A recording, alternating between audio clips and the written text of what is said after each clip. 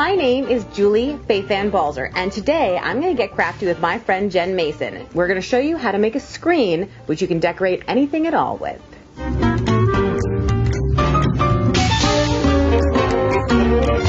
So my friend Jenn asked her daughter Abby to write out her name, and this is what she wrote out. So I'm just going to go ahead and I'm going to slip it right into my scanning mat. This is a mat that is not sticky at all in any way, so it's easy enough to put copy paper right in there.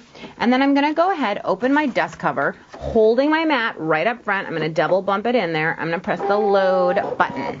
Now we're going to go ahead and scan it in. And ScanNCut data, press the start button, and the machine is going to take it in and scan that handwriting.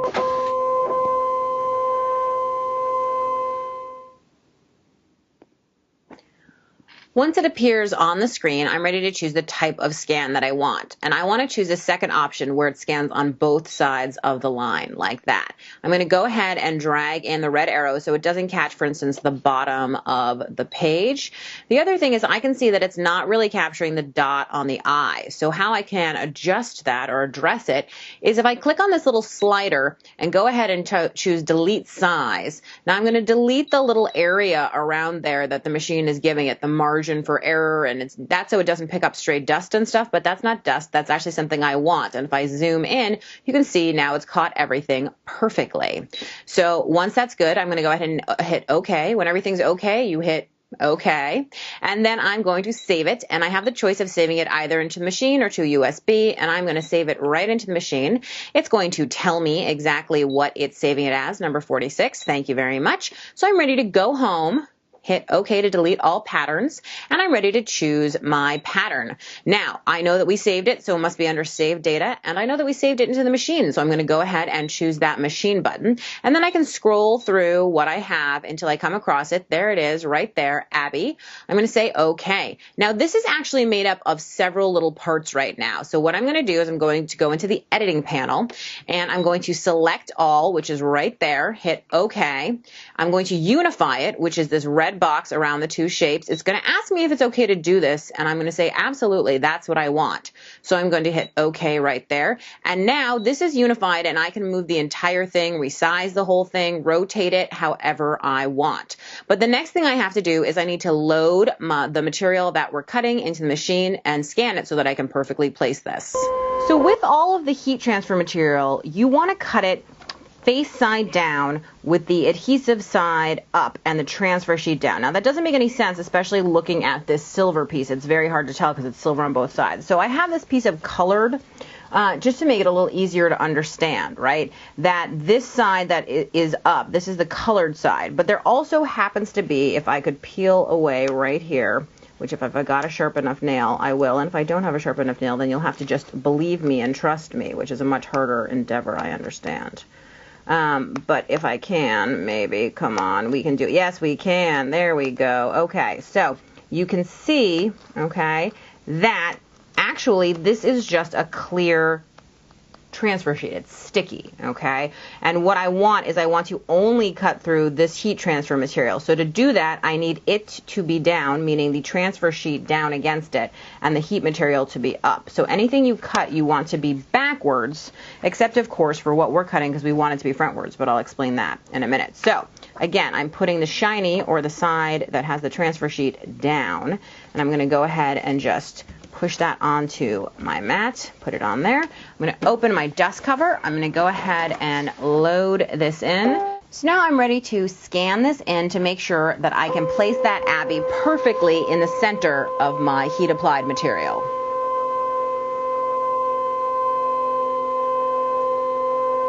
Okay, so you can see that I accidentally actually have placed this Abby perfectly in here, but if it had been somewhere else, it's easy enough for me to just drag it where it needs to be. Before we cut this, I want to make two different notes. The first note is that it's really important that anything you do, you want to be backwards in the case of this, and because we cut the heat applied material upside down, having it forwards is actually correct. I'll explain that a little bit more once it comes out, but I just wanted to be clear about that, okay? okay, with text and the direction in which you want it to go. Okay, so now that I'm ready to do this, I'm going to go ahead and hit OK. I'm going to hit cut, and because I've already done a test cut on this, I know all my blade settings, but if you haven't, please go ahead and do a test cut. Press the start button when it lights up, and we are cutting.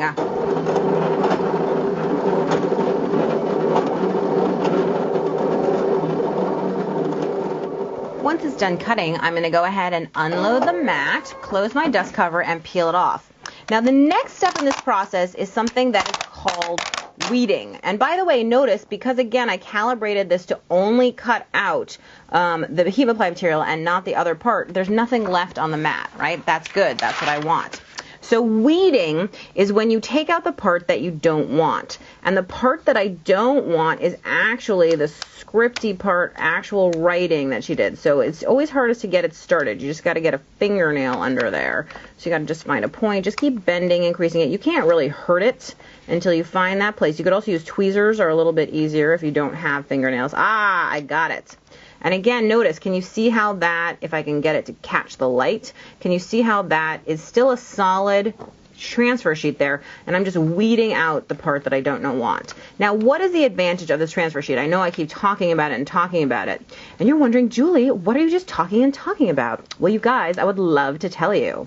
What I am talking about is that unlike a stencil where you would lose this entire part, or even if you didn't have a transfer sheet and you cut this out, this is going to allow you to, in a very stiff way, take this over and have the insides of these letters perfectly placed exactly where you want them. So that's the benefit of having that attached transfer sheet. Now I'm trying to be careful because I'd like to be able to keep this word, but if you're not being careful, then you can just go ahead and rip it out caveman style. And if it rips in half, who cares? But I'm trying to be delicate, which is not my normal type of behavior. So I've gotten that out, but don't forget we did dot that I and spend some time trying to get that. So I'm just going to go ahead and peel that out. And now you can see I have the word Abby here, and I'm ready to hand this project on over to Jen. Now that we have the name cut out of our holographic transfer material, which is holographic but doesn't have to be, but that's what we're using today to use it for scrap. That's all cut. So now we're ready to make our screen. We have this sort of the dull side up, the other side is sparkly, and we are going to put a piece of sheer over this. This is any inexpensive drapery sheer. And now we're going to iron it. And because it has a little adhesive on it, we're going to cover that up with a pressing cloth, which is just a spare piece of cloth. I have my iron on hot. I am pressing hard for about 25 to 30 seconds. And we're going to do this one more time. We're going to flip it over and do it on the other side just so it's very secure.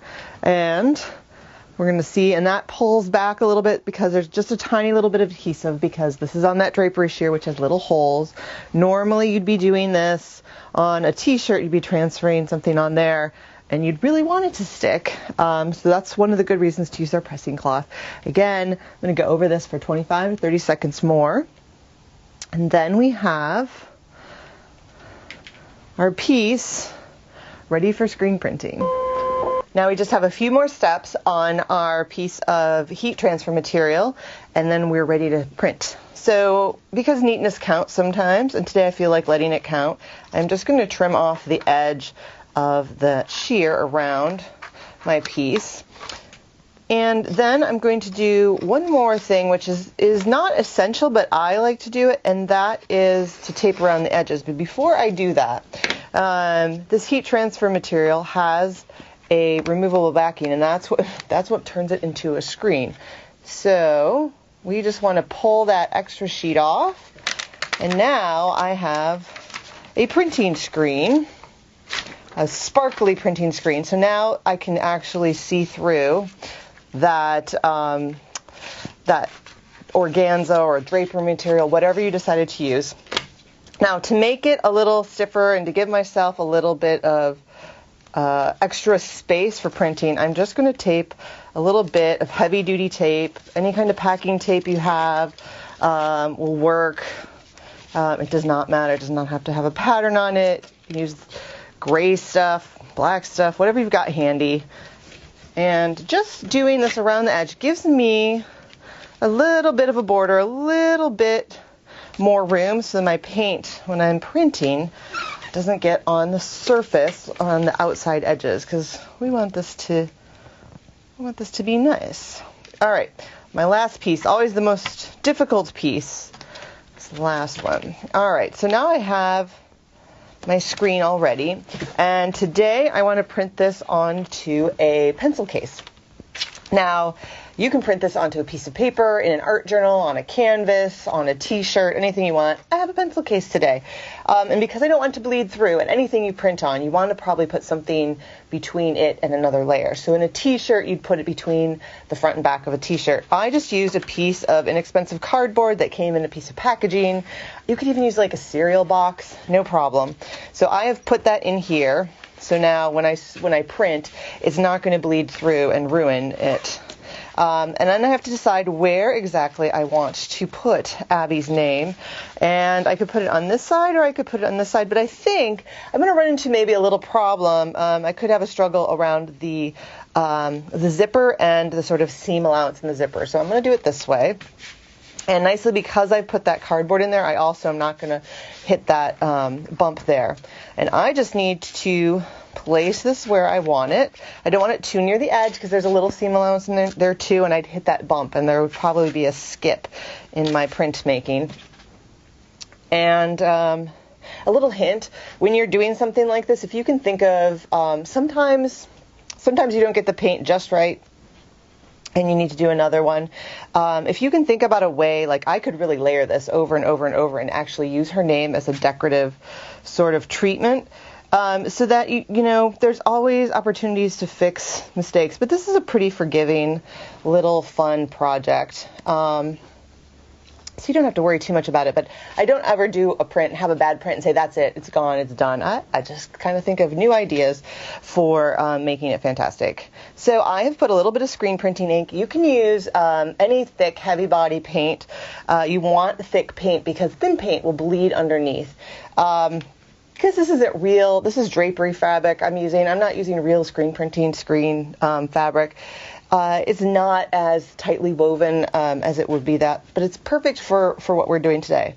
I'm using a little hotel card. You could use an expired, already used up gift card, something heavy like this. And I want to hold it at like a 45-degree angle, but I want to be pushing down as I drag across. The harder I push down, the less likely I'm going to get bleeding underneath. So here goes. If I had a drum roll, I would totally do that here. And I want to make sure, by the way, that my little ink paint goes further than my picture. Hopefully we can do this all in one pass. All right. I'm pushing down, holding it at a 45-degree angle, and I'm dragging across. And you can see I have a little tiny place there that I missed. I am just going to sort of hit that spot really quickly. All right. Fingers crossed. Let's see how Abby looks. Oh, it's fantastic. So now I have a birthday present, and I'm really excited, and I also have a screen I'm going to wipe off with some baby wipes, and I can use this over and over again. She's going to be tired of seeing her name. I like to use this so much. Thanks so much for watching. I hope you'll visit my blog at balzerdesigns.typepad.com for more tips, tricks, and tutorials. And of course, be sure to visit the ScanNCut website at ScanNCut.com.